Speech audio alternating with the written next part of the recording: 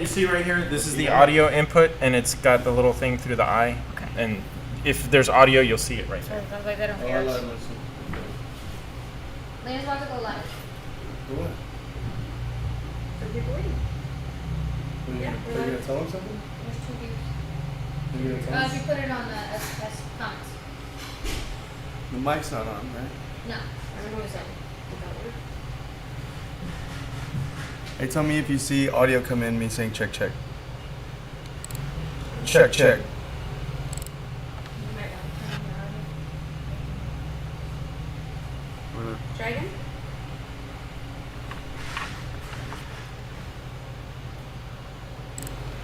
Check, check. Yes, it's just a link. Did you mute it? Should be. You should just make sure. Leave your audio on. Yeah, should have muted It's 2 years. Mom wants to on the same page as It took me all day just to read 3 pages. it. Oh, Fucking shit, bro. You get the. Bro, your bitch ass fucking slept, bro. Added. I didn't sleep. Yeah, you did, nigga. What time did I leave? 10, right? 11, 12, 1, I 2, fell 3. asleep around 1 or 2. Hey, that's your fault. That's when you And I woke me added up the real trainer quick. guide in the I was comments. putting in that work Yeah, last it's on night. it. You got it to the top too? Up here? Yeah. Okay. What side of life? No side black? Well, did you ask sales if they have anybody they called? I did not ask them directly. I mentioned that nobody was here, but Here, I'll tell them. I got you. this Winston. Good.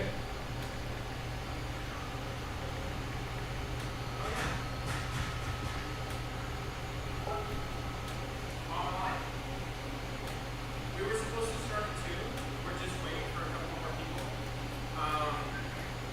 So, yeah. Not coming up at all? Okay.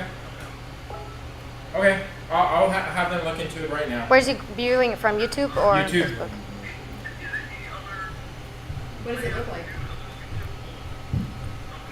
No, YouTube. You should just see it say lighting control training live stream option. You don't see anything? What's his email? We can just send him the direct link.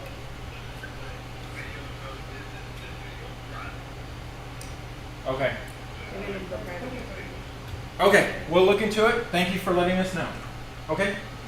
Yes, bye. Yeah? It's already pulled it. Unless he's looking at he might be looking at the previous, like, one that we tried. and That's what I'm saying. Where is that one at? We need to delete it. Yeah, we do. I thought we had done rid of it already. I guess repost it. Can you mute it? It's muted. I guess repost it.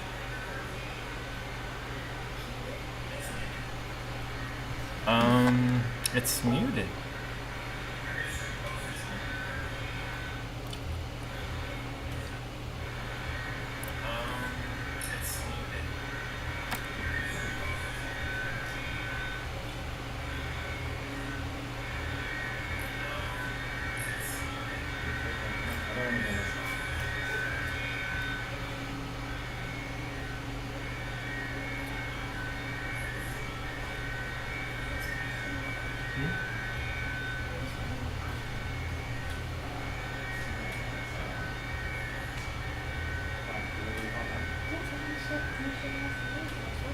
Okay.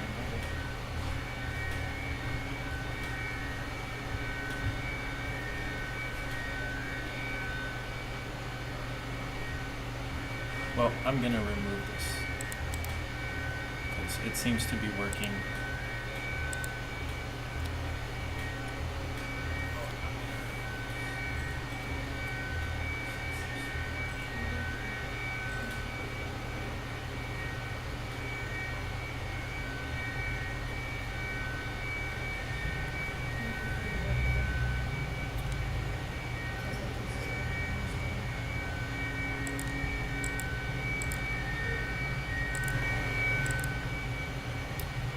Well, for some reason the audio didn't shut off, so I think we should just start. Yeah.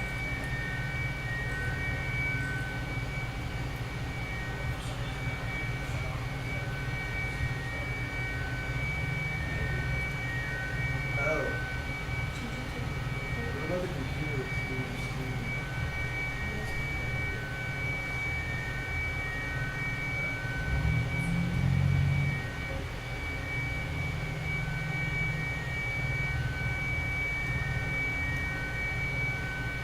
I'm gonna call him right now to ask him. So it's have to start. Okay. Jesse, we're gonna go ahead and start.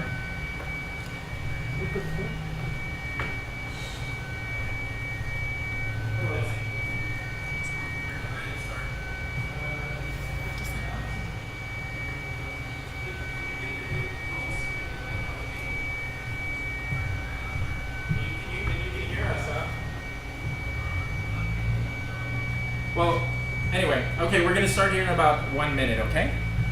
Okay. Thank you. Bye.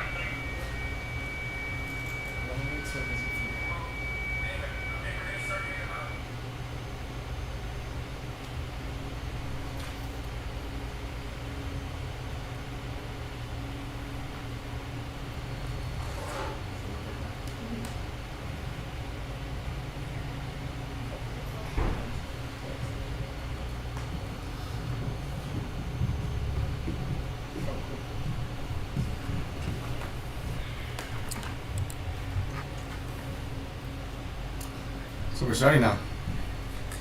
Good afternoon, guys. My name is Jesse. I'm with Mega Systems. I'm excited to introduce you guys Enlighten 6.0 after a decade of us developing the software. We're now here to introduce you a lot of new features that are integrated inside of Enlighten 2, including our console. That's essentially what I'll be working on for this class. And I will also show you guys the other products that we have in the Enlighten line. Yeah. Just hit the T-bar.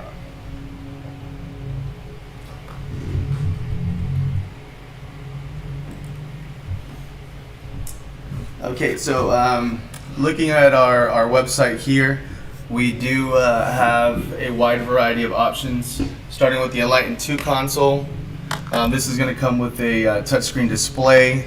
And for Enlighten users that already have the dongle, the third option that you see here is strictly a USB interface that will connect to your software. For people that already have that and want additional control, we offer the Enlighten 2 wing. So that's going to be the wing without the screen here. We also offer a Enlighten splitter, which is going to be a rack mountable version of the dongle, but also gives you splitting capabilities to send signal across your installation. So diving right in, we're going to jump into the software. So first thing you guys are going to see is going to be the programming mode. And you'll know what mode you're in depending on the tab that's highlighted on the top. So if you look on the top right now we're in programming mode. On the top left, we're in playback mode. So let's go ahead and whoever's following me, let's start by clicking on playback mode. And you should be on this page here. So on this page here, we're going to want to create a new show. So typically by default, when you guys open the software, it will already have a default show with a bunch of cues and fixtures that have been patched. But in this case, we're just going to go ahead and create a new show.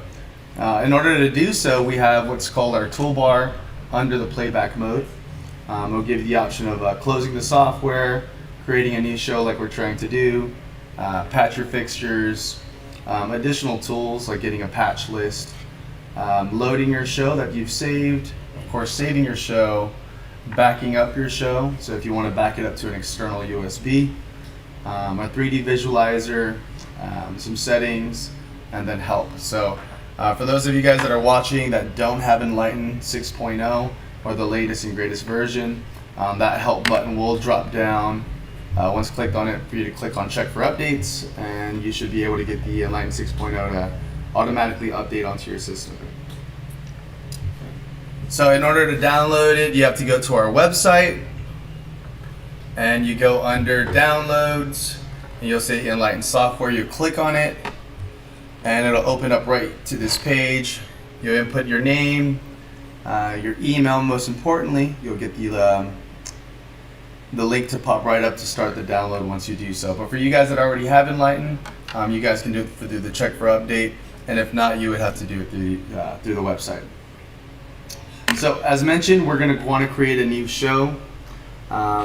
Right next to close, you have the new button, and if you look right under new, you'll see the version that you're in. So it'll say version and your show name. So let's click on new and let's create our own show with our own show name. We'll click OK. So you'll see this window popping up asking you to name your show. By default, it's on new configuration, but you guys can call it training, you can name it your name, whatever helps you remember. So after you give it a name, we'll go ahead and click save.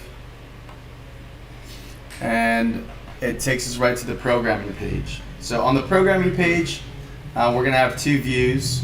On the right side, you're going to have your fixture layout, and on your left side, you're going to have your palettes of control. The reason why it brings us here is because we, of course, need to patch our fixtures and let the software know what we're using in order for us to control it through our palettes. So on our first page, I'm going to briefly explain to you guys how to patch. The next button next to the new is patch. So everything kind of stays a little in order on there on your toolbar. So we'll click on patch. You have a couple options there as far as patching a fixture that's already in our fixture library, editing one that is in the library, or creating a new one in the case you guys don't see your fixture. Maybe it's a generic fixture you purchased on our library. You can create it or send it to our team, and would be gladly able to make those fixture profiles for you. So we're going to click on load patch new fixture, the first option, and you will see our fixture editor. So the left side is for editing, again, any fixtures that are in our fixture library that you see on the right. So on the right, you'll see manufacturers listed. We're going to go ahead and scroll all the way down to MEGA-LITE.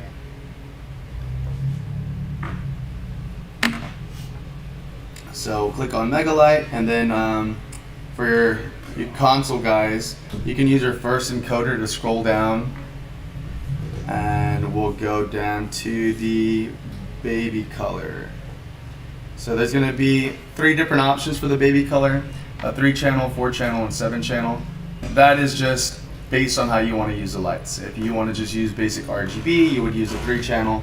If you wanted the white, you would add a 4-channel. And if you wanted macros, dimmer control over those colors, you do a 7-channel. So bear in mind when you're patching fixtures, depending on how you want to use it, depending on how many channels you're trying to consume, just take into mind how many channels per fixture. So this system has 4 universes, but if you guys are working with the dongle, this will give you 1 universe, and it'll give you 512 channels of control to control the fixtures within those attributes. So channel modes are really important. If you choose 7 channel modes, it's going to consume channels pretty quick. Oh, okay. And we also offer a Enlighten Plus. It's included. Oh. Yeah. Okay, so I just got updated by our developer that this now has included 8 universes. So you guys will be able to control a lot more than just a single universe. Before, people would have to continue purchasing additional Enlighten dongles to add universes. But yeah, that's a new update. And this would all be done via ArtNet. Same thing with the console.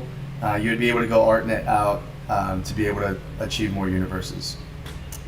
I figure, since I'm in the background, I'll say hi.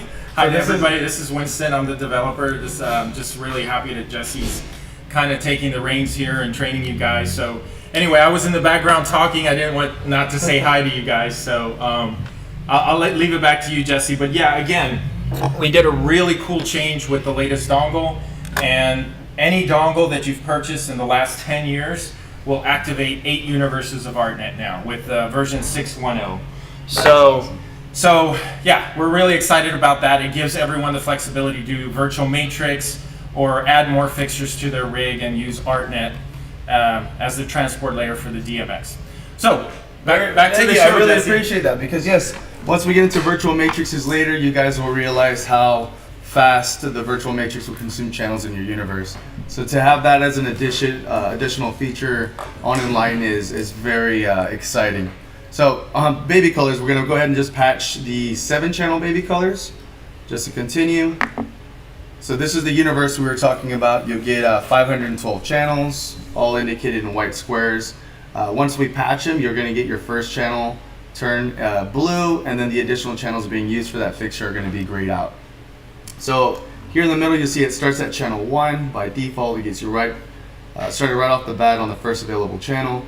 And then it asks you how many of these baby colors are you trying to patch. In this case, we're just going to do 6. And then we're going to go down to the bottom where it says patch fixtures. So go ahead and click patch fixtures, and you'll get this little window indicating that they've been loaded. Once you click OK, it's going to leave us still on the fixture library, and that's so you can continue your patch. So we're going to do some static lights for some examples, and I want you guys to do some movers for another set of examples. So we're going to do the spot bot. We're going to do 6 of them.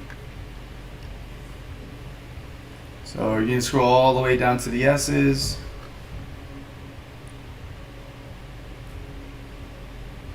Spot bot. So it's going to be a 26-channel fixture. Click the green button that says patch selected fixtures.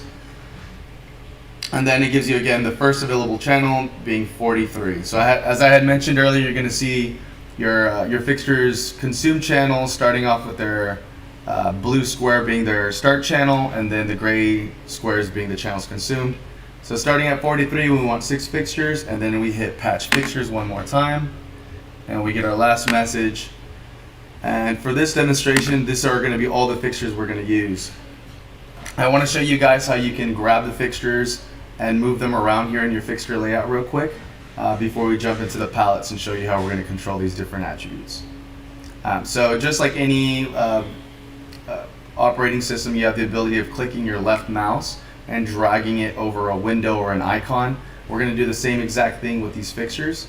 So we're just going to left click, drag over the fixtures, and move them down here, just so you can keep these separated. I'm going to show you guys another way of selecting fixtures, but this is a quick hands-on way. For the people with the lighting console, you can touch the screen and do the same exact thing. So I have all my fixtures laid out here at the bottom, and I have them separated. So once you have your fixtures patched, you're of course going to want the fixtures to have the same address and the same information that you have on your software. And in order to obtain that information, I'm going to show you guys a couple ways of doing it. By clicking on the fixture twice, you're going to get the fixture properties popping up that will give you the start channel that it's in, the universe that it's in, and then of course how many channels it's consuming. If you're using any non-digital OLED display fixtures that have a dip switch for you to input the address, we also have the ability of you using that dip switch configuration down here to address your fixtures.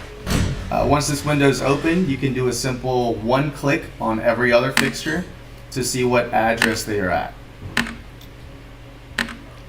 If that's too time consuming and you guys would like to just print this out and give it to your stagehand, or just have it on hand yourself so you can go up and patch them, we can go up here to Tools, and we go to DMX View, and you have your patch list down here. So patch list is essentially the same thing that we just saw, but it's all in almost like a nice little Excel sheet that you could print out.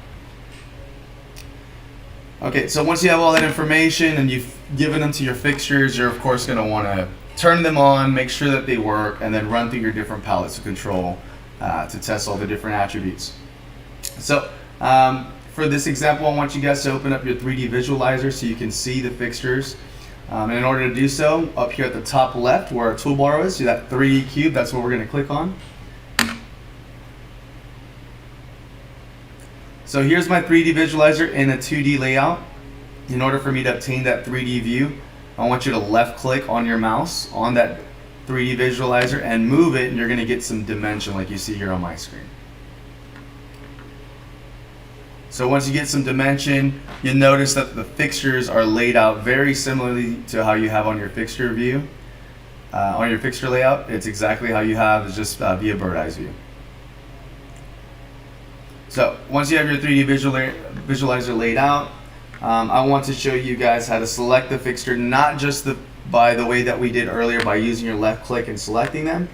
I want you guys to do it through your palettes. And there's one palette that we have called groups. It's on the left side right under color. And when you click on groups, you're going to see the fixtures that we already patched. It's going to have number 1 for the baby colors being all of them.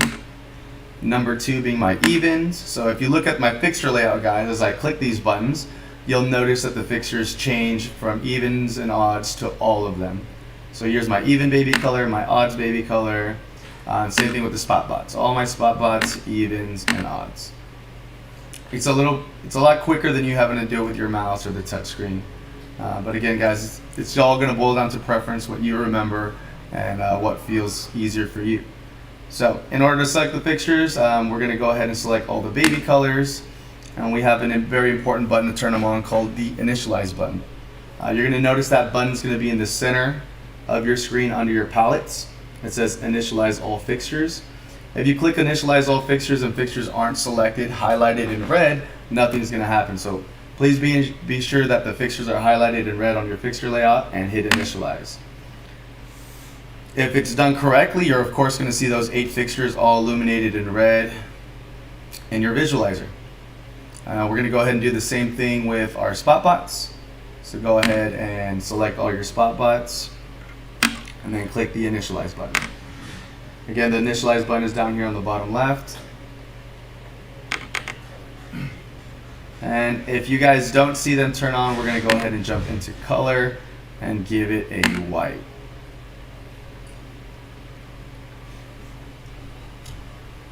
So jumping into the palettes of control, I'm going to show you guys how these palettes are going to neatly organize all your different attributes.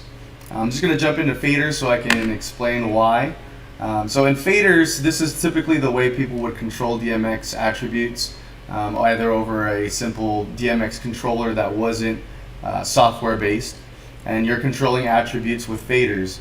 So though we have the ability of you doing that, what we do is we neatly organize all these different attributes into their own palettes of control. So looking here on the left side of your faders, you have your pan, pan fine, tilt, and tilt fine. We have our own palette in there called Joystick, which will neatly organize that. Your dimmer, your shutter, strobe stuff is going to be in shutter, and so forth. Same thing with the colors. And I'll go ahead and jump through those as we go. So I'm going to start off with color. We already did the groups. You guys saw how those groups work. We're going to jump into color. So right now I have my spot bot selected, and let's go ahead and select all of our fixtures since they're all on. So select all my fixtures. You see they're all red. And in colors, you're going to notice all these color options that you guys have here. If you guys don't have these solid color options, just make sure you click on the right until you see the solid color options. We're going to have Roscoe, Lee color options, and then your nice little color spectrum, and RGB. Something that I really want you guys to bear in mind and keep in the back of your head is that these colors are only going to work with LED fixtures. If it's a fixture that has a color wheel, you're of course not going to be able to distribute those RGB color mixings like you would be able to do with LED fixture. So just keep that in mind. If it's a non-LED fixture and you have color options, they're going to be listed down here at the bottom. So you'll have red, green, blue, all that stuff, but you also have some of your color rotations that'll scroll through all your colors. So just bear in mind, again, this is all for LED fixtures. And for this example, these are our LED fixtures. So go ahead and click on some of these colors and you'll notice that in your visualizer, they will change to the color selected. We have color temperature, so if you're using any variable white fixtures, even if it's an RGB fixture, you can use that color temperature to kind of get a nice warm white or cool white. But the color spectrum is a nice little spectrum to get a wide mix of colors. So moving on, I'm just going to briefly go through all these different palettes. So we're going to go into gobos, which is the next palette. You're going to notice that it's not showing me any gobos because the baby color can't distribute any gobos. So let's go ahead and just select all of our spot bots. And once those spot bots are all selected, you'll notice all the gobos pop up. If your fixture has the ability of gobo rotating, doing a gobo shake, you'll see that all listed there as well, in conjunction with the actual pictures of the gobos that are on your gobo wheels. Nice thing about the visualizer as well, it will give you a visual representation of those gobos. So if you guys want to go ahead and click on a gobo, you'll notice that the visualizer does change to those gobos.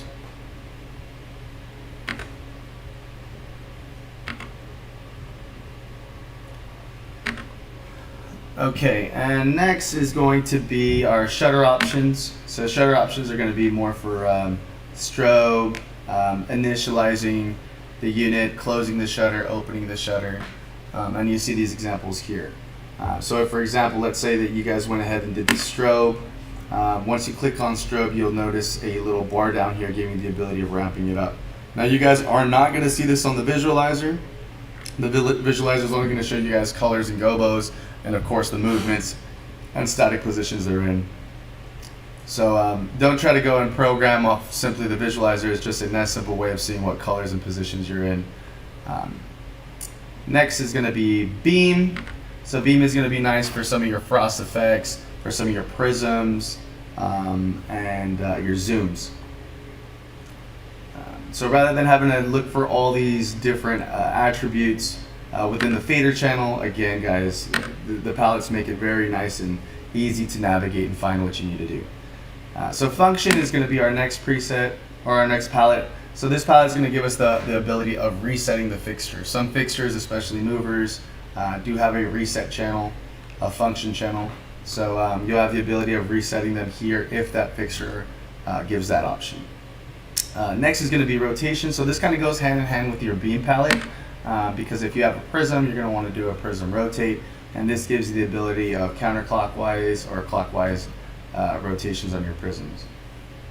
The next one is going to be R effects. So with R effects, this gives you the ability of saving some automations that you would do on a fader channel to be able to create a quick look that's automated without you having to record it in the steps. And I'll emphasize on that once we get back to the faders palette on the next row. So position. So position's ideal for creating positions that you're going to be using in quite frequently for programming. I recommend a lot of the touring guys to record a lot of their shows and their positions in the position preset palette because all the venues do change, so of course your positions are going to change. And if you record all your positions initially in here, when you go to a different venue, you can update your position presets that you made on here, and it will in turn update all your looks and all the cues that you've made on your playback page. So this is very, very important for our touring guys, very important for people that have a traveling show. So going down to the next row, we did groups already. Now we're going to jump into MFX. And MFX is really, really nice. What we do is give you guys a bunch of commonly used movements like circles, ballyhoops, diagonals, verticals, and we give them to you at different sizes. So rather than you having to put a bunch of static positions together to create a movement, we give you a bunch of commonly used movements in the industry to work with. So yeah, if you guys want to go ahead and just give it a quick little whirl, you guys have the spot bot selected. If you select any one of the movements, you'll notice right off the bat in the visualizer they're already all moving. So next is going to be our RGB effects. So just like the colors, RGB effects is only going to be pertinent to RGB LED fixtures.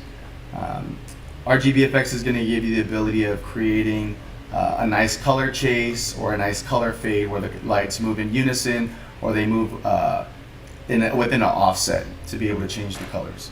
So for RGB effects, considering the SpotBot is also a RGB fixture, we can give it a whirl and select any one of these RGB effects options. Now you're going to notice some of them do have what appears to be kind of like a ratio in there. It is actually letting you know the offset, and the offset can be adjusted here, and so can the phase offset. As we get into practicing and testing some of these and us creating our own looks, I'll explain this to you guys in a bit. This is just going to be a quick overview over all the different palettes. So RGB effects, if you click that page or that button again, it'll change pages for you. So you have more than just the initial options you saw. You have about 4 pages, and of course, as you keep adding your own RGB effects, it'll keep populating pages for you. So the next page is going to be the faders. This is the old school way of controlling the fixtures. I sometimes find myself jumping in here as well, but it is a lot easier to just navigate through your palettes. But at least here you get to see everything that's happening with the fixture, everything that's being changed as far as the colors, the movements, what gobos are on.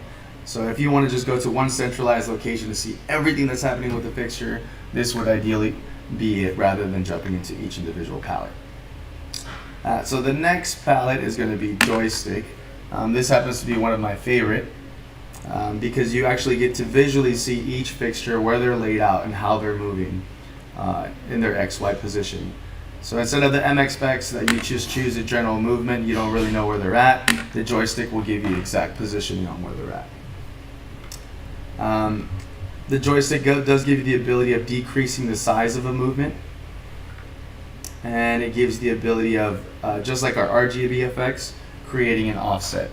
So if I don't want an offset and I want all my fixtures to move together, I'll take off my fixture offset of 1 and my step shift of 2. So bear in mind, the step shift of 2 is literally just separating the fixtures, not necessarily getting them to chase one right after another. They're just kind of in separation. An offset would kind of create almost like a fanning type motion, one right after another. So if I take off my step shift, you'll notice they're all 1 by 1. A fixture offset is also great if you want the fixtures to move in pairs. So considering I have 6 fixtures, if I have a fixture offset of 2 and I shift them, let's say 3 apart,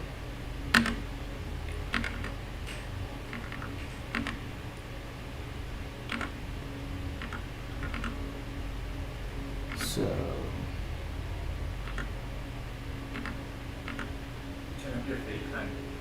well, not just that, but all the fixtures aren't being displayed. It's just showing 3 of them. So there they are. So we're going to go ahead and do a circle. I want you guys to go ahead and see the movement of a circle with an offset, so it makes sense. Who wants to inside the circle? So it's using that, okay, so I'll quickly explain. So what it's doing is it's using the reference point of where the fixtures started. So let's go ahead and grab the fixtures and then initialize, position them, there you go. Okay, cool. So every time you were pressing that, it was using the original reference position as the start of the circle. Okay, Yeah, so yeah. And in order to change that reference position, guys, you actually see my mouse is hovering over it and it says right click to move. So even if you're slightly offset over to the right, kind of like I was, you saw it was kind of jumbling up my circle, so it didn't look like a correct circle. So yes, Winston was correct, it was not in the center axis, so you guys weren't able to see that circle like it's smoothly moving here. I'll keep visiting whenever you need me, okay? I really appreciate that, guys. I appreciate that. So again, to change the size is going to be on this fader here. Something that Winston did mention to me, I did have it really, really slow earlier, so you guys weren't able to see it. But if you want to increase the speed of your movements, on the bottom right under your fixture layout, you have your playback fade time. You can increase that, ramp it up to the right, and it will change your speed. Bear in mind, even though the visualizer is moving really quick, that doesn't mean the motors are at that capacity to be able to move that fast. So your visualizer isn't always going to be true as far as movement speed to your physical fixtures. So, like I was mentioning, if you wanted to create a fixture offset of 2, you would have the fixtures chasing each other in pairs of 2.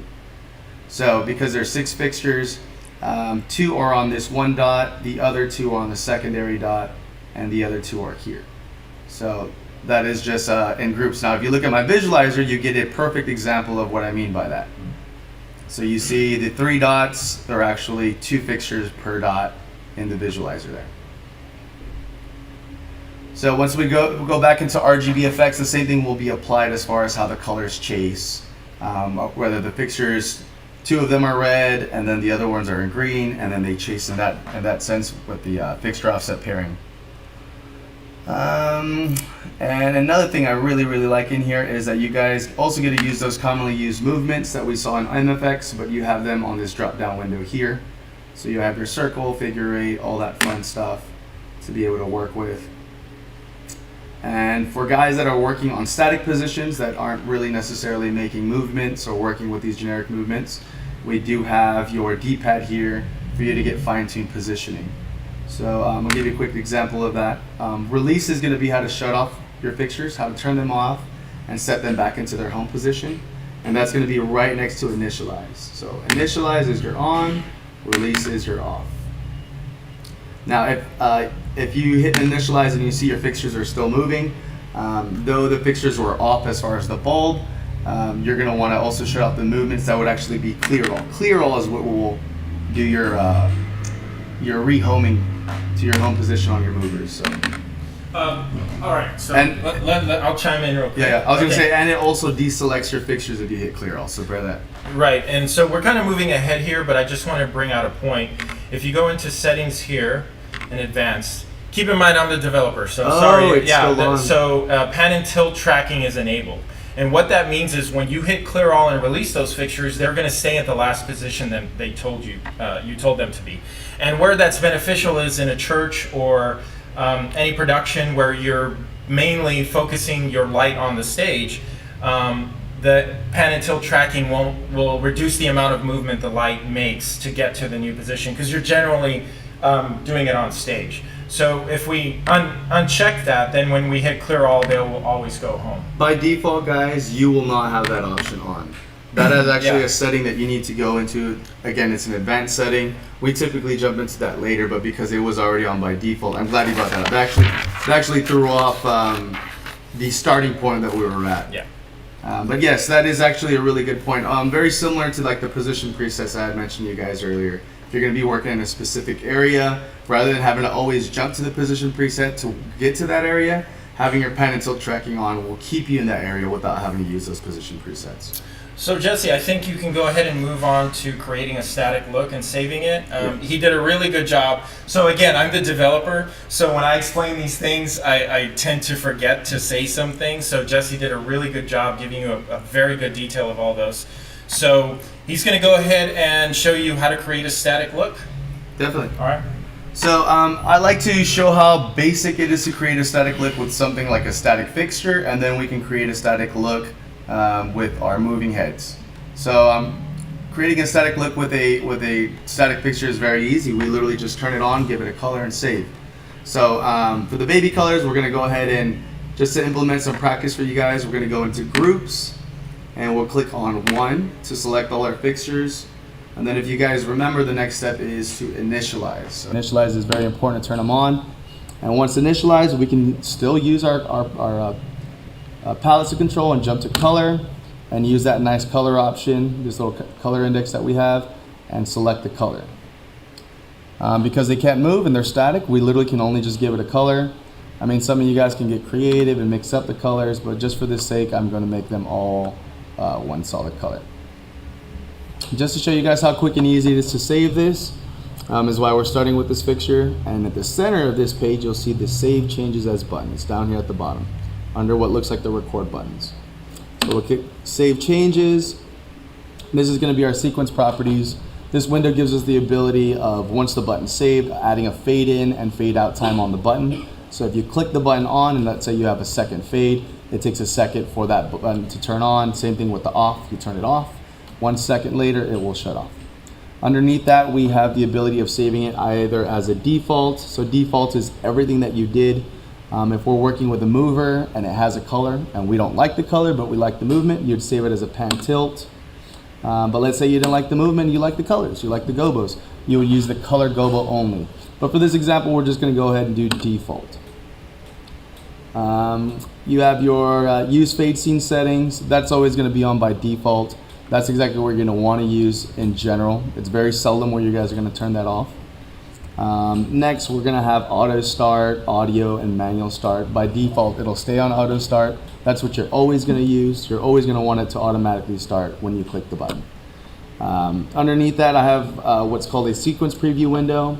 I really enjoy this. I always enable it. It gives me a visual reference on what's in the button. If there's a movement, you'll see the little layout of the movement that's on there, and of course the color. For this example, we only had color, so you see the blue there. So it kind of helps me lessen my my description for whatever buttons I created.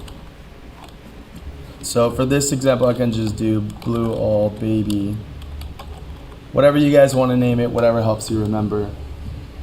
So we'll hit save sequence, and you'll notice the button will be on the bottom right. It asks you to click on it, move it around, and you can just click somewhere on the screen and it'll dump it for you. I always turn off my button, test it off and on. I look at my visual, make sure it works. And just like that, real quick and easy, you guys were able to create a static look with a baby color. We're gonna do the same thing, but we're gonna get more into it with movements and have the ability of moving these fixtures wherever we'd like. Instead of just giving it a color, you can give it a movement, color, gobo, and get creative with this stuff.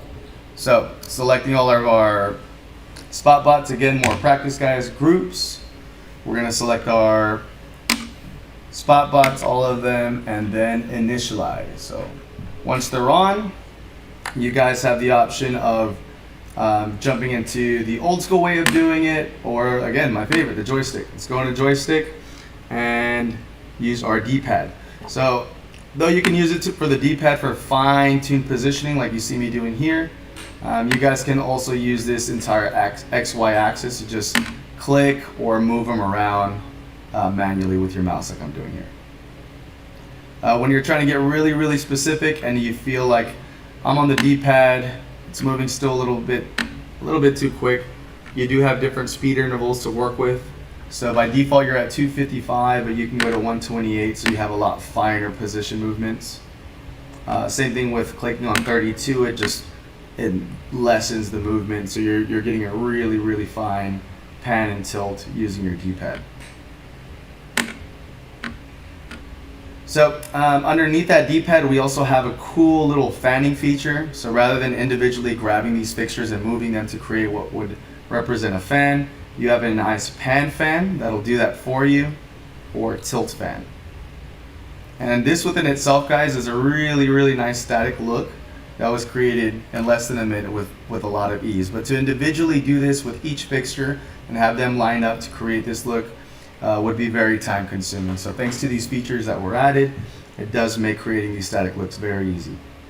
So I have my static look. I can go ahead and get creative and give it any color that I want, or gobo, and then just hit save. So again, guys, the save is going to be at the bottom screen under your record buttons. So save changes as buttons. So you're going to notice everything that I had saved is here at the bottom. It's got my gobo, it's got the color. It's not going to have a movement because it's a static, but I still want to enable those little preview functions that are added to that window, and I'll go ahead and save it as, I'll call it static X. So bear in mind, guys, if you want the color and all that, save it by default, but if you just wanted the position, you don't want the color and gobo, it'd be pan tilt only.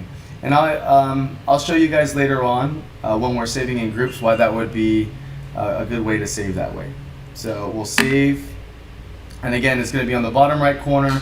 It's going to want you to dump it somewhere. I'll just click next to my blue all baby, and then we're going to want to to go ahead and test our buttons by turning it off and turning it on. So that quick, that easy, that's how quick and easy it is to be able to create static looks.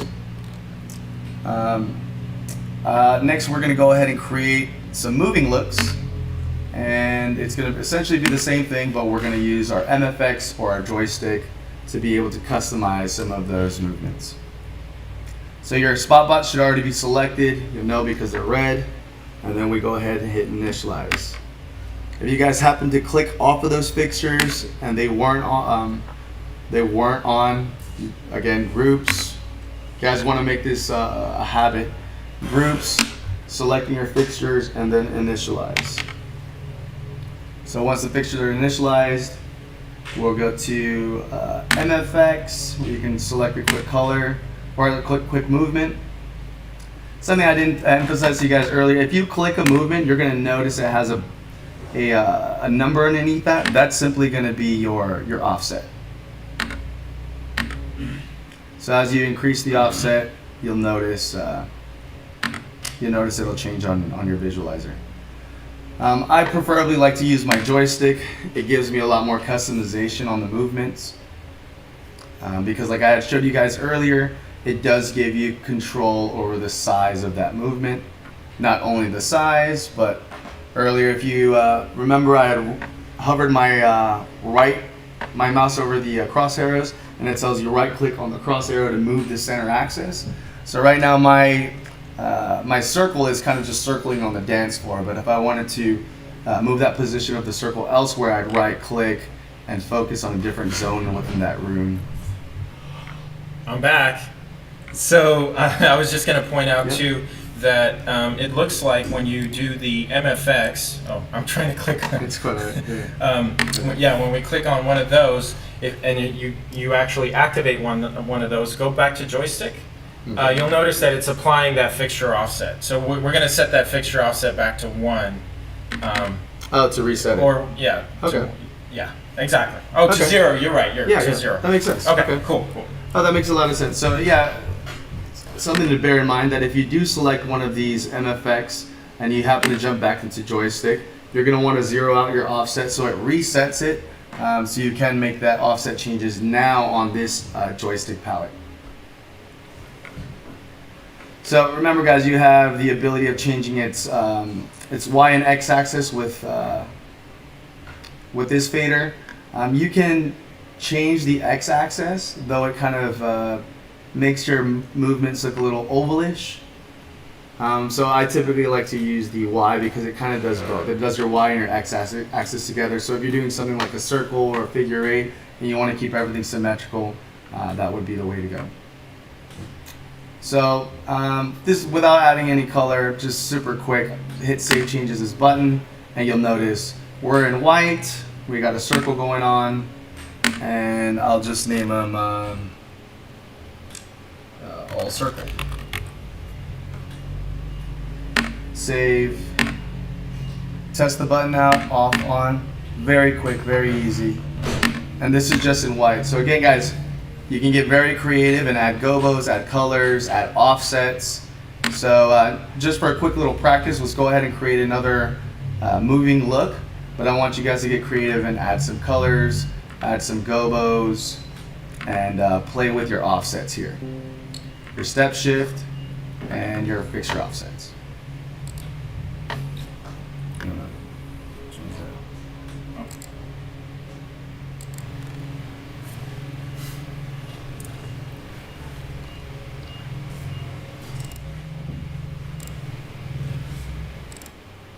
That's good. Yeah, we were just turning that off, so I wasn't using it. So, how long are these little, like 2 minutes, 1 minute? Yeah. Being still here. It's being stubborn.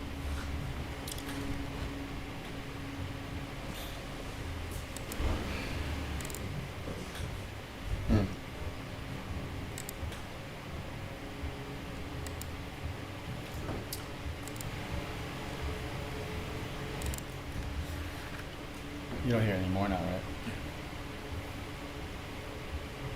No, I know she's not hearing I can start. me. Yeah? How? We're all muted everywhere. Whatever. There's something going on.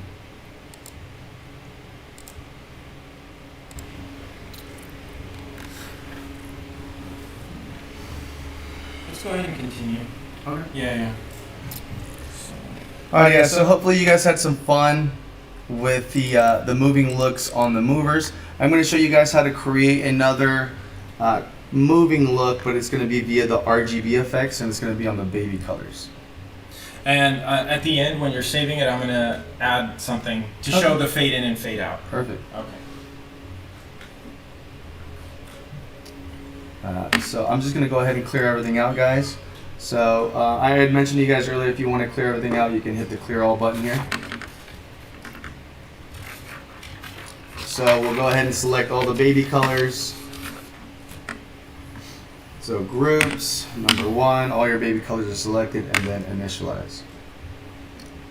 So the reason why this would be called a moving look is because we're going to move from color to color using the RGB effects, doing some nice chases with these fixtures. So if you look here on the very first one that I have as an option, it's just red, green, and blue. I didn't initialize my lights, guys, so let's go ahead and initialize. I think that's an old one. Try one with the numbers on it. Okay.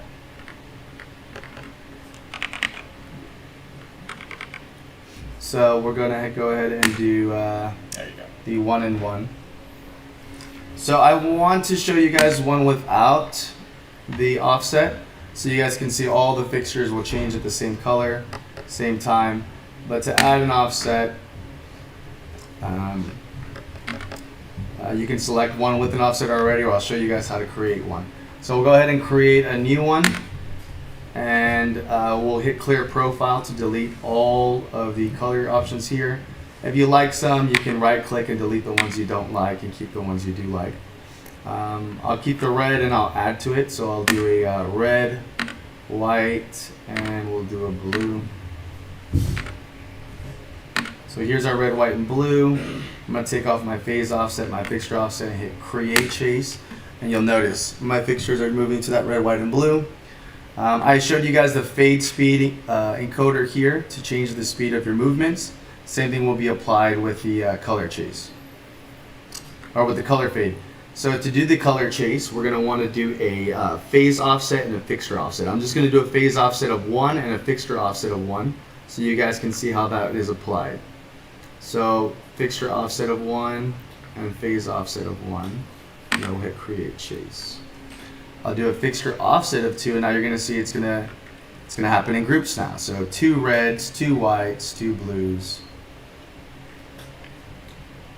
So you guys get the idea. More fixtures you have, the more offset you can create. So right now, because I'm in 3, half the fixtures are changing the other half. So if I had, let's say, 12, you could have 2 going all the way across, 3, 6, and 6. But you can get very creative with these offsets. And so one other thing to mention here, so once he's done that, he can select Save Profile to Palette. And we have multiple pages on ours because this is our demo room console, and it has some of the older ones. But yeah, basically you can save it. If you click through there, you should see it. It should have a number on it if it's a new... So if you can find it, they're essentially alphabetized. So if you look for... Try the next one, the next page. No. Yeah, we have a lot of extra ones here because this is our demo room console. But yeah, you can save them to their, on the version that you have, you're only going to have the ones that come standard.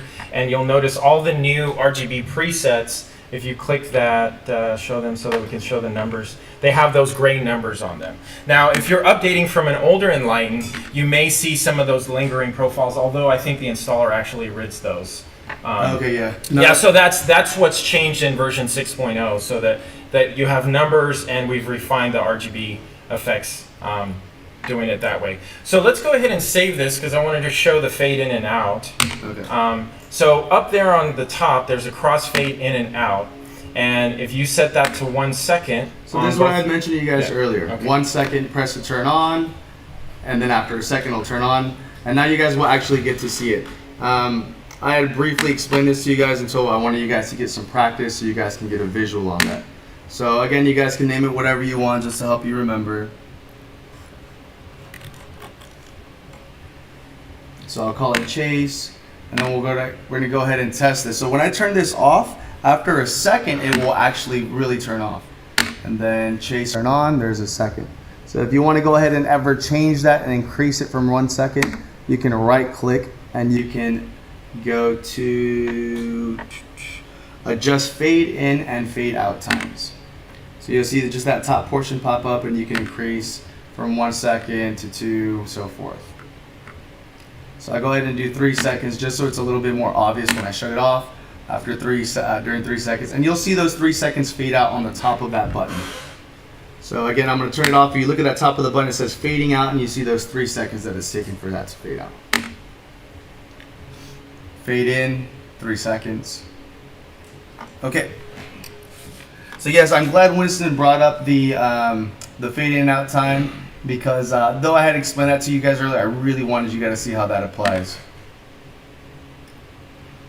So these same RGB effects can be applied to the spot bots if they are LED fixtures. But go ahead and get some practice real quick, guys, and do one more on your own. Should be relatively quick. I'll do it with you guys so you guys can watch. If you guys remember, go ahead and work on your own. But just to instill some practice in you guys. Groups, baby color, initialize, then we'll jump to RGB effects. You guys can select any of them, but if you guys really want some good practice, click on create new, hit that clear profile, add your colors, and then we'll save it so you guys can use it in the future.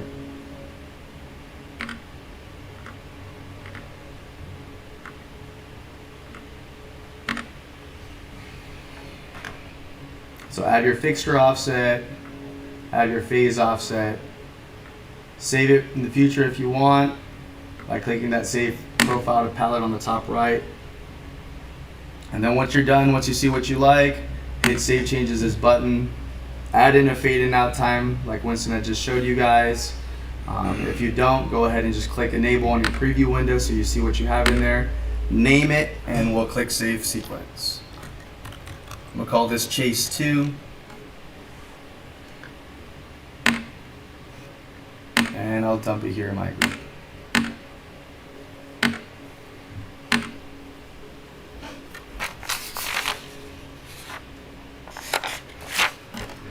Alrighty, so considering we have all these nice presets to help you create all these RGB effects, all these different movements, some of you guys are going to want to get very creative and create your own movements, your own RGB effects, and that would be done in steps. Typically, all the RGB effects or all the movements that you are using are already recorded in steps. So let me show you where those steps are and how they're playing back for you. So I jumped into my programming side. On the bottom, it's asking me what am I trying to do. Considering I have my Chase 2 preset on, you see that as an option down here being number 1. Create new look or create a blind look. So for this case, we're going to want to create a new look. So we'll click create new look. Your fixtures will still be selected, but let's go ahead and shut them off by hitting release. So you'll notice down here at the bottom, we have our play, pause, stop, our back, our forward. And if you don't have anything going on, it'll be at 0. But if I select an RGB effects, you'll notice those 20 steps are there. Same thing applies with my movers. If I have my mover selected and I select the movement, you'll see those 20 steps in there. The size is at 0. I see it. Thank you, sir. So you see the 20 steps here. You can pause them, run through them. And you notice that in turn, when you pause them, you're essentially just getting static looks. A movement is comprised of static looks being put together, kind of like a stop motion film.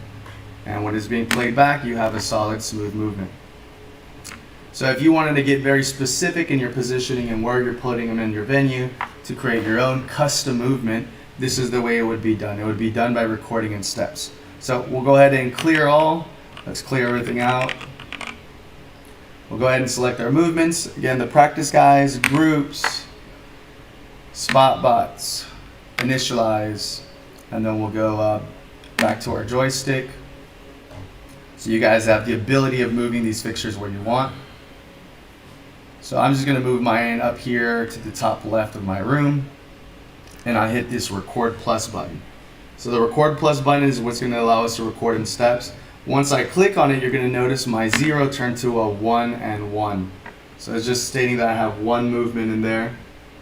I use my D-pad to kind of move it over to the right, get it to another location I want it to be focused on, and I'll hit my record. This is just 2 steps that I've recorded, but if I play it back, guys, you'll notice you get a nice sweeping motion from left to right. You'll get that fixture panning. And if you don't like the speed, remember, guys, you can always slow it down. And this was, again, very basic. This was just me grabbing all the fixtures. But if you wanted to grab 2 and move them into one position, 2 in the other position, and record individual steps, we can do that.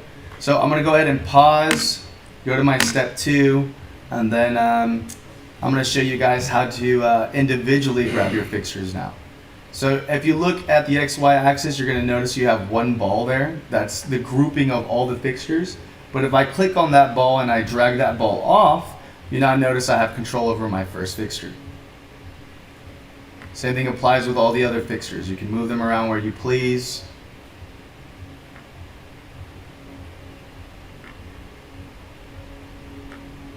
So this would be ideal if you're just trying to grab them individually to create your own static look.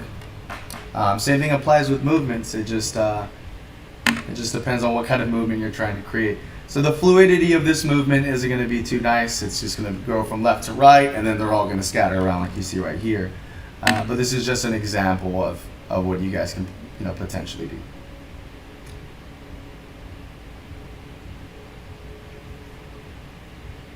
So let's say I like this. I wanted to say just these 3 steps. I mean, you guys can go all the way up to 20 steps if you'd like, 10 steps, whatever you're envisioning, you guys can do. But it's all done in those static positions being put together. So by default, I just want the white on, so we'll leave it on default. Enable, you can enable it if you want to remember the white, but there's no color in there, there's no movement. So I'm just going to name this custom movement 1. So we'll save that, drop it over here, and we'll always set our buttons.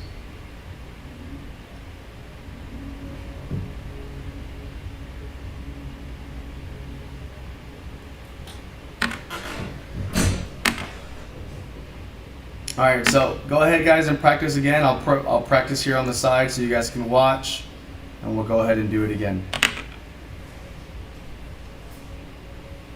So selecting your fixtures, either through your groups or manually doing it by hovering a square over them. Initialize, and then joystick. So I can grab my fixtures and move them one by one, or like I had mentioned to you guys, all together. If you guys want to get creative and add some color in there, by all means, please do. I want the creativity to pour out of you guys as you guys are practicing, so by the time you guys are practicing on your own, you guys feel at home.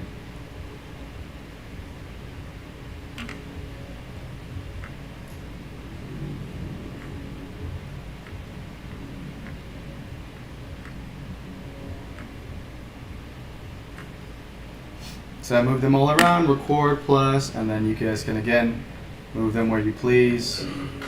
Hit another record plus.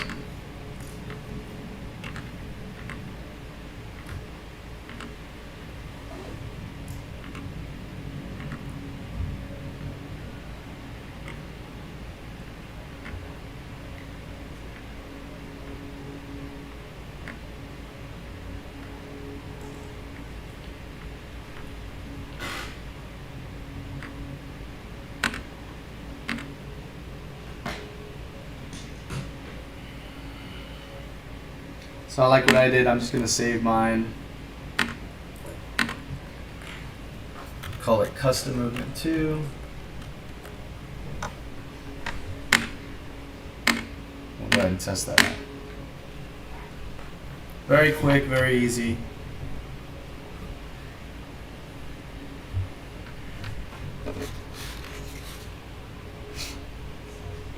Now I want to show you guys, though you guys were able to create some custom movements, I want to show you guys how you'd be able to edit some of these movements in the case that you did make a mistake.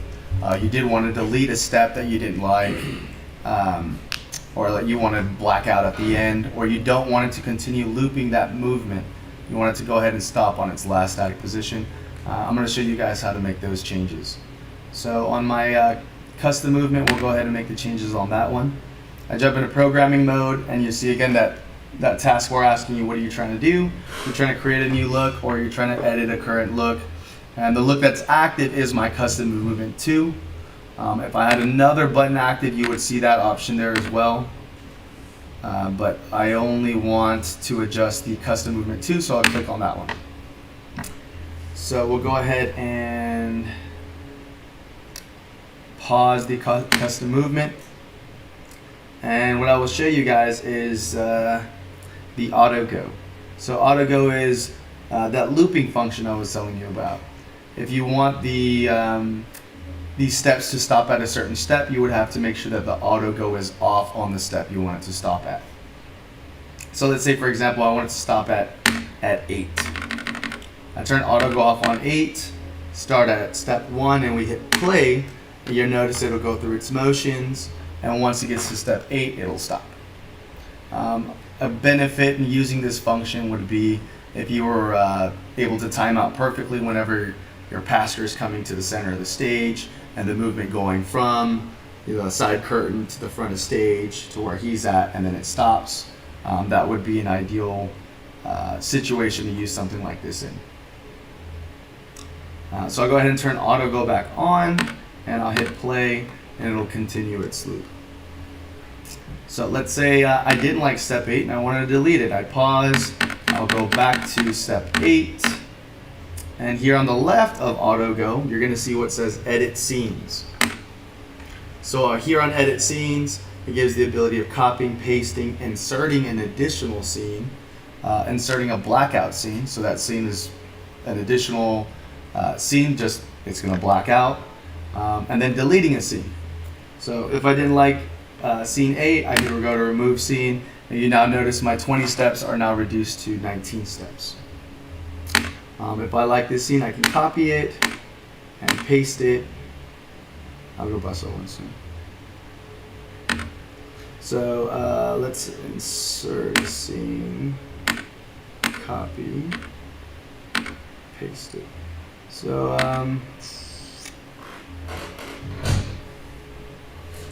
try copying a step and then inserting it, and it wouldn't add. It's inserting it into 7, I think.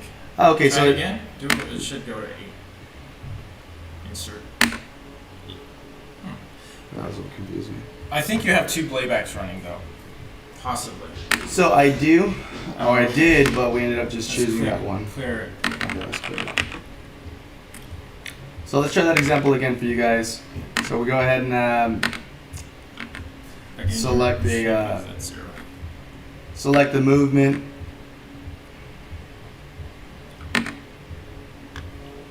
Let's give it a step shift. Okay, so we pause a scene. Let's say we didn't like 12, and what we're doing was removing. And then let's say we liked a different scene and we wanted to copy it and insert it by pasting. Paste will paste over. Oh, so it'll paste over. So then we need to insert a scene, guys, and There it then paste over. That's exactly what it was. Yeah. And then it went back to 20. Yes, exactly. So in order to get to that additional step, I was mistaken, guys. We need to insert a scene and then paste on top of the scene that we inserted. Let's say I'm going to insert a blackout scene. I want you guys to see how that blackout will work. So I'm just going to go ahead and play it, and on step 21, it should, or 11, it should black out for us. So 8, 9, 10, 11, it blacked out and continued. So what I'll do is on my 10, I will turn off auto go.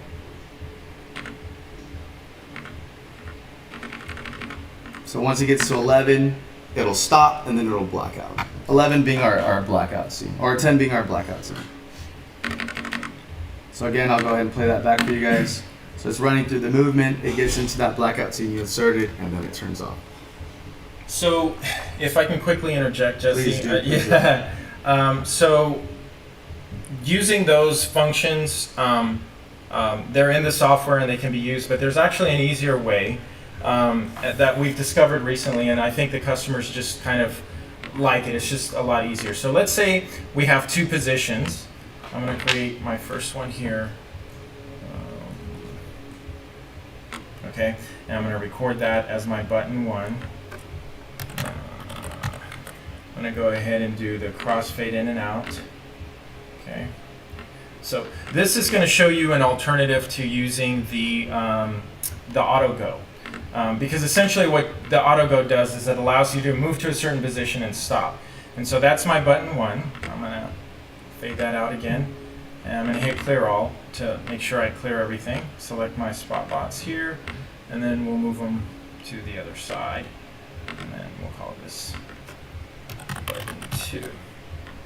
So we've got now 2 positions with crossfade times between the 2. And then the way this can be useful is it allows you during a song or during the service to kind of alternate between the 2, right? And so that makes the auto go a little bit more complicated. This is just a much more easy approach where you can do those 2 things. So just over time, customers have come back to us and they just love using this feature.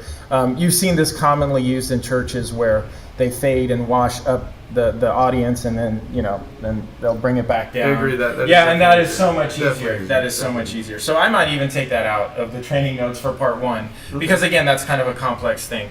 And yeah, I'll leave you. But yeah, it's still very relative to even when we made our initial look, guys, where I started in one movement and I went over to the right. Rather than messing with the auto go, that could have just been saved as a button, and then use the fade time that Winston was talking about to be able to achieve that desired look. So we discussed the auto, the edit, Playback warning. So the playback warning is what I showed you guys earlier. So if I had multiple presets running and I went to the programming mode, you have all these different playbacks that are active, and it's asking you, hey, what are you trying to do? Are you trying to edit one of these playbacks, or are you trying to create something new? So that's the playback warning that I want you guys to bear in mind, because sometimes as we're testing buttons or we have stuff on, we don't realize that we left them on and we're trying to program. So don't ignore that. Don't click off into your fixture layout and try to bypass it. It's asking you what are we trying to do on this side. So either you're gonna edit or create something new. Always bear that in mind. So let's say that you have multiple playbacks that look very good together, but you don't want to have to reprogram an entirely new button to achieve what those 2 buttons are doing together. We can do what's called a multi-button. So using some of the buttons that I've already created, so let's say for example, I like my circle movement with my color chase. So something that just happened to me, guys, was I clicked on the top of the button, and that's release. So it turned everything else I was on off. But what I want you guys to do is when you're clicking multiple buttons that you want to play back together is you click on the bottom that says stack. So if you look at all circle, I click the bottom that says stack. And if I click on the bottom of chase, it'll stack on top of that. But if I were to click on the top release, it turns everything else off. So just keep that in mind. Stacking is on the bottom. So let's say I like the movement, I like my RGB chase that's happening. I want to go ahead and save that as a multi-button. I'm going to show you guys 2 ways of doing it. One way will be on our playback side, and one way will be on the programming side. So being on the playback side, if you go to this button wizard here, click on the button wizard, you'll see what says create a multi-button. It's going to be your center option. So when you click on it, click start. And it'll ask you, or it'll tell you, make sure that all the buttons that you want to save as a multi are selected. I'll just call this multi 1. You guys can name it whatever you want to name it to help you remember. You can call it circle with RGB chase, whatever helps you remember. So I'll go ahead and save it again, just like all the buttons. They're at the bottom. Click drag and drop, or click somewhere you like for them to be positioned, and always test your buttons, guys. So you notice when I click my multi-button, it'll also select the other 2 buttons that were a part of creating that multi-button. So Show them the other way. The other way is going to be through the programming side. So yeah, go ahead. So this is a little cumbersome just because you have to jump to the programming side and you have to click on the bottom and then make sure that on the playback side your buttons are on. So yeah, so no, just make 2 buttons active. And then you got to go to programming. Yeah, and then if you press save, you'll get a dialog. Go ahead and press the save changes. And then so now, because you have multiple playbacks running, again, this is a new inversion since Jesse, so. Yeah, this is still, I'm throwing all kinds of features in the new version. So there's 3 ways of doing it then. Yeah. So here on the save dialog, when you have multiple playbacks running, then you can hit the multiple playbacks, and then the multi-button shows up. So yeah. So again, that's a new feature in version 6.0. And you want to be careful. We did have a couple of customers run into this issue where they were hitting the save button and they had multiple buttons running. And again, when you're starting out with Enlighten until you get to expert level, we recommend that you hit clear all so you don't accidentally create multi-buttons that don't need to be multi-buttons. All right. All right, I'll show you guys a third way real quick. Same You exact. don't have to. You don't have to. Yeah. No, that's good.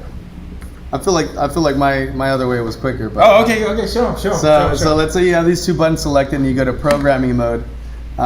You do have a dedicated button over here that says Save Multi. Oh. So if you click on Save Multi, you essentially get the same thing popping up. I'm the developer and I forgot about that. Again, I felt like it was quicker. There's less You're right, less of it a is window left quicker. open. Yeah. So I'll call it Multi 3. That's why you're here, Jesse. Okay, so those are your 3 ways of creating multi-buttons, guys. Something that is also very, very interesting is the clone feature that Winston added into this. Let's say you've programmed a bunch of looks and you go to a bigger venue and they want you to add more fixtures. Rather than having to reprogram all of your buttons to add those fixtures in there, we can simply clone those fixtures and paste them into our pre-existing show. So let me give you a quick example of how to do so by me patching 2 additional fixtures, so 2 spot bots.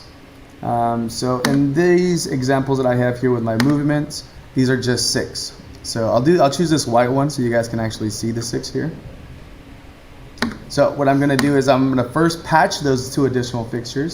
So I'll go to Patch, Load Patch New Fixtures, and we'll scroll down to Mega. Then we'll go all the way down to Spotbot.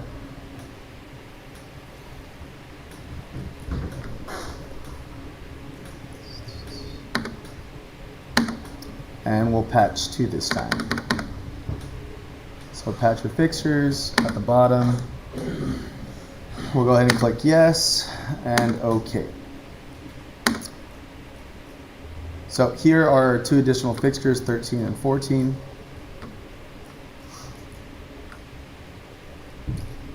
And what we're going to do is we're going to highlight both of these and we will right click.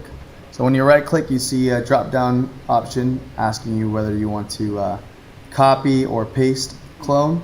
This will the other fixture first. So the one that we want to clone, we're going to click on that. Oh, okay, yeah. So cloning is only one at a time as well. Yes. You can't do it in grouping like I was almost trying to do. But if you also do want to delete, guys, you're going to see it's going to be at the bottom. So if you guys patched more than you guys needed to, you also have to remove current fixtures down there at the bottom. So for this example, we're only going to clone. So clone copy 1 at a time. You have to select one of the ones that has a program. So select that one. Oh, so clone this one, copy, yes. Yeah, so clone So- copy. So now, and then clone paste on That's that right. one. There Thank you. Again, a new feature in version 6. So then I wouldn't necessarily need to copy again, just paste onto the new fixture. We'll hit clone paste. And now any fixture that was, or any of the buttons that I already had those fixtures, when I click on that button, you'll now see 8 of those fixtures in there instead of 6. And it's still 6. So let's try that again. So we'll clone copy, clone paste. Actually, one thing I've also noticed, you have to close your visualizer and reopen. This has happened to me in the past as well. So once you do that, now your visualizer should take those new fixtures into account. They're there. Yeah, I see them. Oh, Yeah, I was just putting in bird eyes views because when you put in bird eyes view, guys, you actually get to see the additional fixtures laid out. that video's blocking it. Oh, sorry guys, here, let me lift this up here. You'll see the additional 2 fixtures there. So now when we select one of our buttons, Did not clone. yeah, it didn't. That one it did. The first one? Yes, it did. You're right. You have a question, sir? You have to copy each one and paste it in each Sadly, you do have to copy each one, or paste to each fixture that you added. Try this one. So if you did patch an additional 6 fixtures, you have to do it for each additional 6. Yeah, There it is. but so remember, if you had 50 looks created, it's going to paste all those 50 looks. It's going to put that. So, oh, there you go. It's working on that one too. Yeah, I think you just have to close the visualizer. Oh, it was the visualizer. Yeah. Okay. You just got to reset it like that.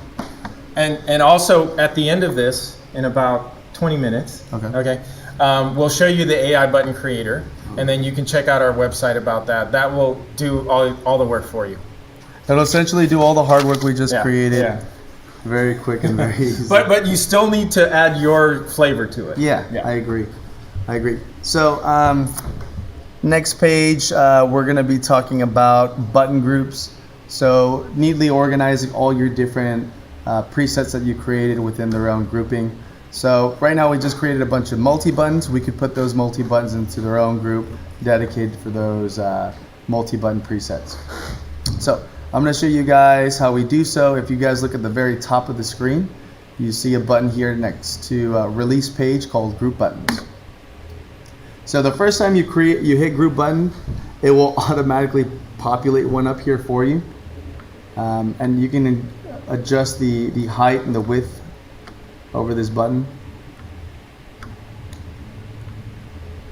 If there's any buttons on the inside, on the inside of that grouping, once you move that group, it'll take those buttons with it.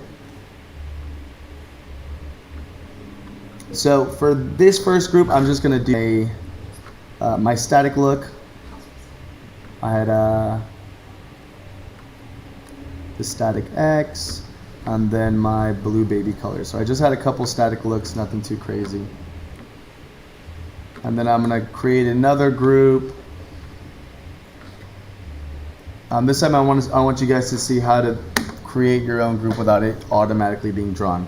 So I asked, would you like to auto draw like I did last time? You'll click no, and it tells you click on the page with your left mouse, drag it to the desired size.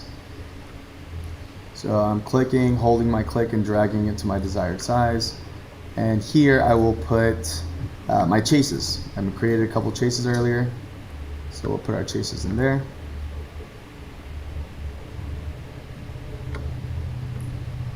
And we're going to create 2 more groups. So go ahead and, guys, while you guys are watching me, go ahead and neatly organize your groups as well for all your different buttons that you created. So for my third group, I'm going to put some of the movements that were already in the software and my custom movements in this group. And then for my last group, I just use it for my multi-buttons.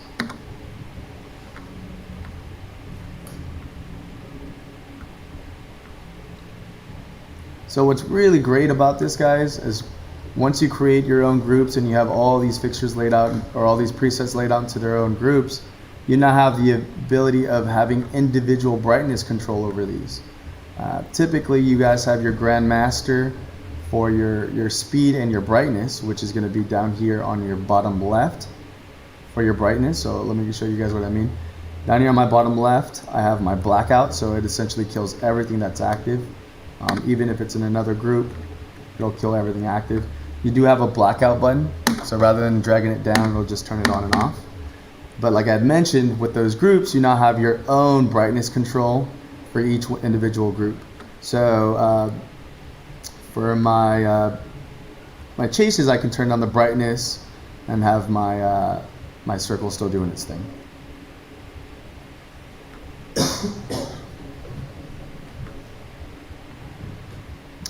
We also give you the option of naming your groups as well.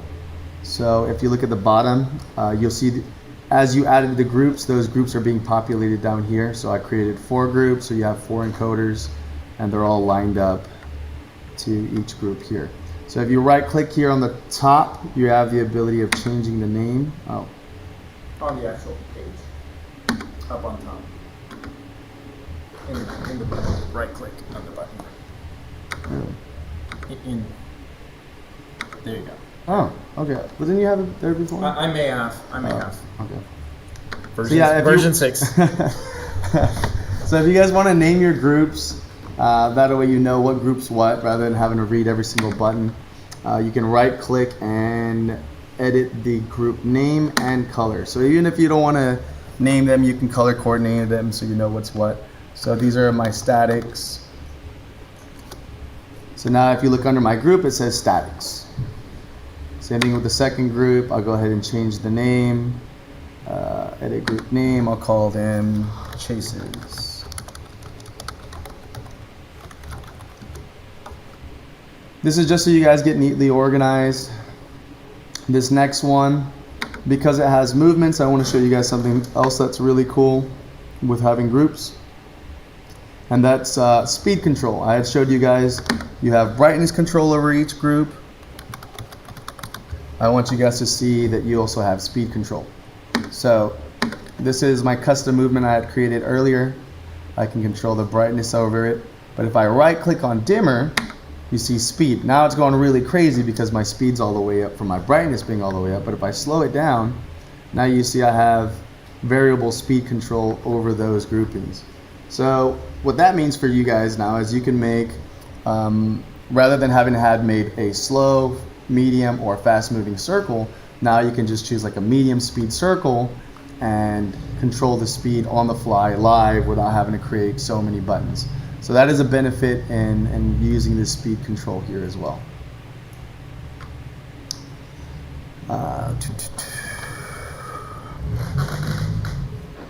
Alright, so there's going to be people that want to control all these different groups, not just off of their computer. They're going to want to control it with tactical hands-on control. If you're fortunate enough to have a touchscreen, of course, the software is touchscreen compatible, but there's people that like the feeling of hard tactile buttons. We're not always capable of using a controller. We don't always have that luxury, so something as simple as a keyboard could also do the same thing for you. And I'm going to show you guys briefly how to do so. By simply right-clicking on a button that you want to assign to a keyboard, we have two options of assigning. You can either assign it, three options. You can either assign it to a lighting console, which would be like a wing. You can assign it to a keyboard shortcut like we're using here, or you can assign it to a MIDI controller of your choosing. There is a quick thing you have to do in the settings to confirm that it is connected, but for this case we'll just do keyboard, and I'll show you guys the MIDI once we go into the settings. So assign keyboard, you get this window popping up asking you if you want to latch or bump. I like to latch for my movement, so if I click the latch button, whatever key I assign it to, so let's say in this case A, we'll hit see a keyboard shortcut. It turns on, it's latched. When I click A again, it'll turn off. I like to use latch for movements, and for something like colors that I'm playing with to the music, I like to use those as bumps. So I'll show you what I mean by that.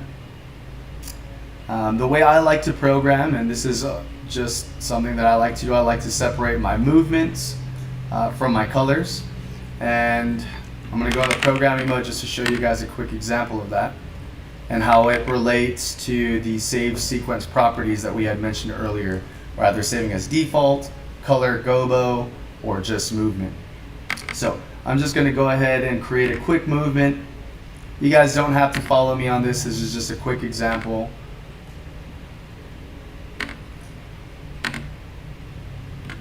So I'm just going to do a couple movements here.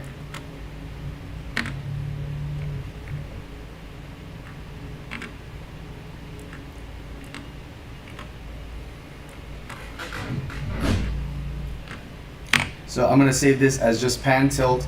I don't care for the color. Again, the reason I like to program this way, guys, is because now my movement, though you don't see they're on, they're actually moving the little visualizer. Now this movement I can apply any color I choose to on top of it. Rather than it be stuck to just whatever color I initially programmed it with, I can make it a green. So I'm going to save this as just color instead of pan like I just did on the last one. It's just going to be color this time. So color, enable. This is brief, guys, so again, you don't have to follow me.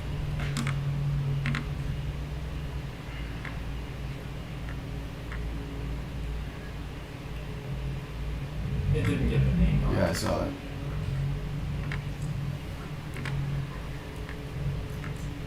So, green.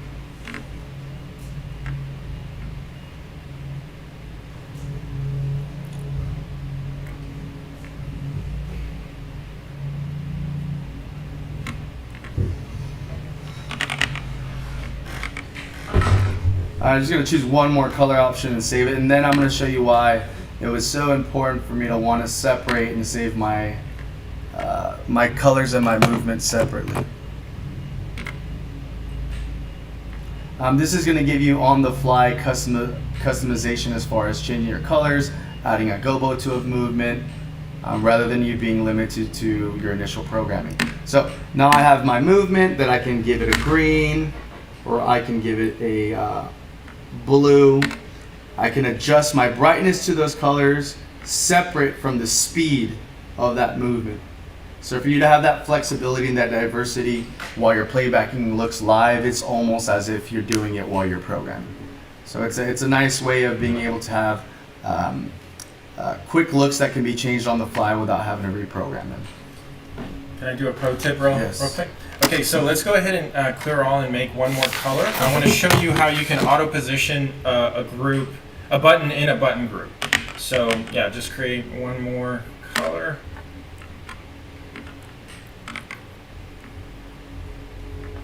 Okay. So color gobo only for Yeah. the color. Enable You it. can just save it. Okay, now at this point, you can click on any of the button groups and it will automatically position it into the next place. So instead of having to move it, when it's in that mode, it'll pop it in. Let's try that again. Yeah, let's try that again. Because I've honestly suffered from having to position. Yeah, there you go. So let's see. I like this. So we'll do the color. Enable, save. Okay, and then just click there. Perfect. So yeah, that makes it so much easier to populate your button groups because it's automatically going to put them in place. All right. That is awesome.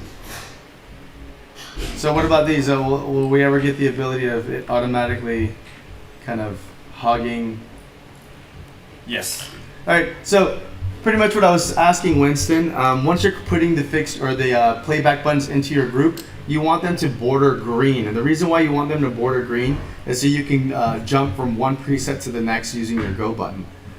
So let's say that I am doing that for this group here. You notice that they highlight in green as you're laying them out. If not, it's gonna look kind of look like that. It's not gonna be green bordered. Once it's green bordered, then you can release your mouse and you know you're good. I run through them by clicking on the go button for that group, and you'll notice that it will go from one to the next and jump through all the different presets that you made. So again, it's important that you green border them and you neatly organize them into the groups. Winston just obviously showed you guys how to automatically do that. I wish we had that before because I spent a lot of time just positioning and cleaning up my playback side. But this is a tremendous help.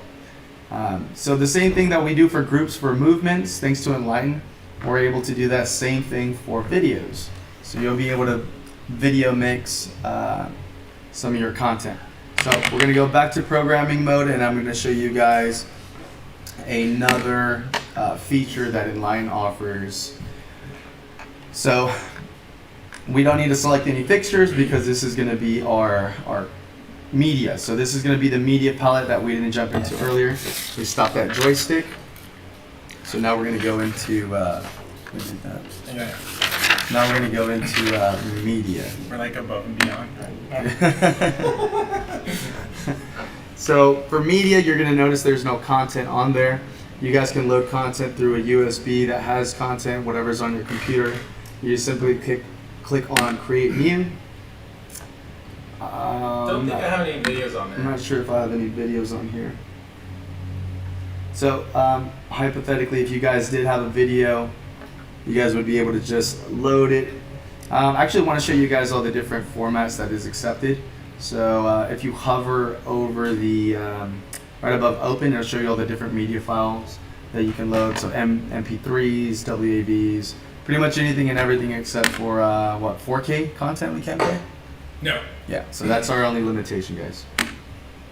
So once you select your content that you're going to want to load, you're going to see it populated here, just like all our RGB effects or a lot of the presets that we used earlier. You simply click on it and save it.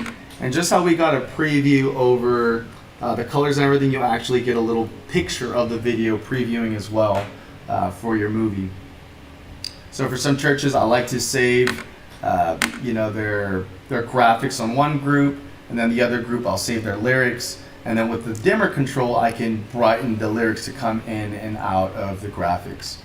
I wish we could show an example, because that can also be done in conjunction with your lighting cues. So if you want a movement to be in conjunction with media, and you play it all back with one button, you can do that instead of doing the multi-button thing we did earlier. Right. So we actually didn't have the video presentation in our outline, but I will offer anyone who wants to see it. I'll do a one-on-one, and we'll show you how it works. It's a very powerful video mixing engine, great for ambient video, great for pairing your lighting with your video. So, yeah. And to add to those advanced features, when people are wanting to do some more advanced stuff like the virtual matrix, that would be something we could go over with you guys as well on a one-on-one basis. So continuing, after all of this hard work, you guys are going to want to save it. But let me show you guys something else before we save it. One more thing. All right, Jesse. So, wait, are you going to do the AI? Yeah. Okay, Yeah. all right. So like my mouse was already on it. So let's say you guys loaded into a show, you got your lights patched already, but you don't have any time to program. It's 10-15 minutes before showtime. But once your fixtures are patched, what we're gonna do is use this nice new feature called the Smart AI that gives us the ability of instantly creating a show using all of our fixtures attributes. So what I did is I added a new page up here on the top left by clicking add new page, asked me what to name it, and I named it Smart AI. So now we're starting off with a clean slate, and in order to create our smart button, we simply right click, and you'll notice the option here that says AI button creator. We simply click on AI button creator, and it's asking us which one of our fixtures we want to use. I'll go ahead and choose all the baby colors, and we'll choose all the spot bots and the additional 2 that we added as well down here. So once all those are selected, we go ahead and click OK.